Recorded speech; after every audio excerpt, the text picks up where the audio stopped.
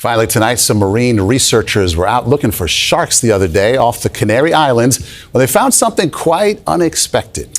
Have a look at this. This is a humpback angler fish known as a black sea monster. Black because it's black, and sea monster because, well, look at it. What else would you call it? It's a female, it turns out. Its dorsal appendage lights up to attract dinner, usually seafood. Now, this is the only known sighting of the fish on the surface of the ocean ever. It spends most of its life thousands of feet below in the dark. So there you have it, something new under the sun. Our Tuesday night creature feature. Gonna have to grab some popcorn to check that one out. I'm gonna be looking at that when I close my eyes tonight. A little scary. A dead, rare oarfish washed up on a beach in Encinitas earlier this month was actually the third such occurrence in recent months. The oarfish was found November 6th. Another was found floating in the water off La Jolla in August.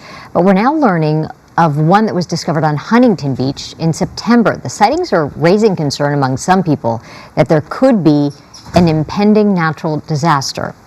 According to Japanese folklore, oarfish sightings were followed by a major quake during the 17th century. And as recent as 2011, there were multiple oarfish sightings along the Japanese coast before the big quake that led to the Fukushima nuclear disaster. What are you doing? What are you doing? A deep-sea fish whose rare appearances have been linked to impending natural disasters recently washed ashore in Mexico. Earlier this month, an oarfish was spotted at a Baja California Sur beach, swimming in shallow waters. Beachgoers attempted to place the fish back in deeper waters several times, but it kept swimming right back up to shore. Since 1901, there have only been 23 recorded sightings of this species in the region. Oarfish inhabit ocean depths exceeding 3,000 feet below the surface. They can grow as long as 56 feet and weigh up to 600 pounds. These sea creatures have been referred to as a doomsday fish due to Japanese legends dating back to the 8th century, which say it is an omen of coming danger. This connection gained traction in the modern era after several oarfish washed up in Japan during the months leading up to the 2011 earthquake and tsunami that rocked the nation, leaving over 18,000 people dead. While there is no scientific evidence directly linking oarfish strandings to seismic activity, some researchers suggest that deep-sea fish may be sensitive to underwater disturbances. The manager of the Scripps Oceanography Marine Vertebrate Collection noted changing ocean conditions could also be a reason for increased oarfish sightings, saying environmental shifts, such as those associated with El Niño and La Niña weather cycles, may play a role in their movement toward shallower waters. Meanwhile, the oarfish recently spotted in Mexico was checked for injuries by beachgoers, who reportedly plan to take it to a marine biologist for further examination. For a second time this year, an oarfish, also known as a doomsday fish, washed up on San Diego shores, this time at Grandview Beach in Encinitas. Our Jamie Chambers is live in Encinitas tonight, where he talked with Scripps researchers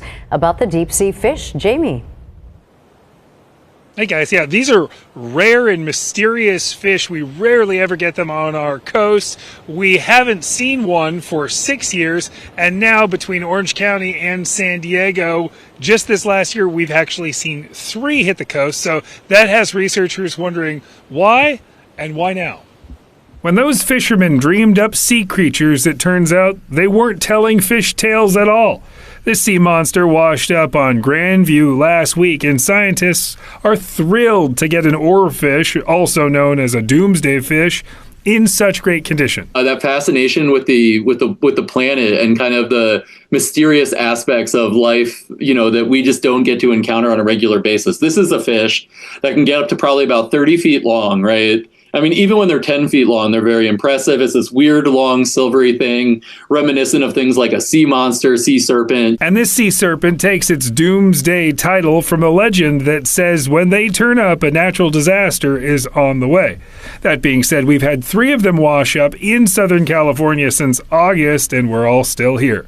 These fish are extremely rare to see, and very little is known about them. We think that they probably live in what's called the midwater, what we call the midwater, or the mesopelagic, the twilight zone of the ocean. This is kind of an area of the open ocean from maybe 300 feet down to about 1,000, 1,500 feet underwater. It has happened again. For the second time this year, an oarfish has washed ashore in San Diego County. And to give you an idea of just how rare this is, over the past 120 years, less than 24 of them have washed ashore in the entire state of California. This is how Allison LaFerrier found it, 9.5 feet long, in pretty good shape, just sitting on the sand in Encinitas. I thought, wow, this is amazing. I can't believe there's one right here. Allison spotted it last week while out here for a walk, an oarfish. Fortunately, she's also a graduate student at Scripps Institution of Oceanography, so she knew how rare and special it was. Surfers tried to take it. They put it on their surfboard and they were trying to carry it away. I was like, oh, excuse me, it's a rare fish. And some people are going to come get it. The fish was taken to the Southwest Fisheries Science Center, where it will be dissected to try and figure out why it washed ashore. Fish, like all animals, are going to look for things to eat, comfortable places to live, mates, and food. And so my guess would be this oarfish is either looking for either of those things or maybe sick and kind of veered off course. Back in August, another oarfish washed ashore in our county, this one in La Jolla. Researchers dissected it and ran some tests, but there were no obvious signs as to why it died.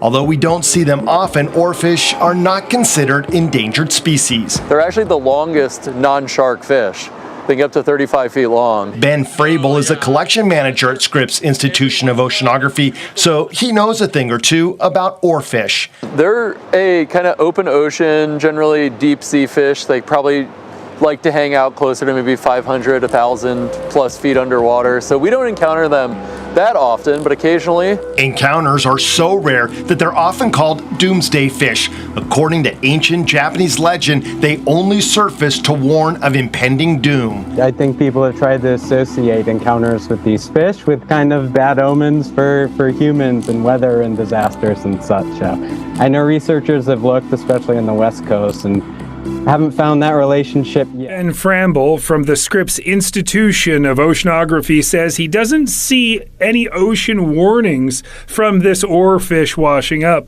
but maybe just some bad fish luck with changing seasonal conditions. Water's getting a little colder again, or currently we also have a very light red tide on. There were also Santa Anas last week. These changes in ocean conditions for fish that aren't necessarily here all the time or are just passing through can be a little stressful and maybe cause them to wash up on beaches.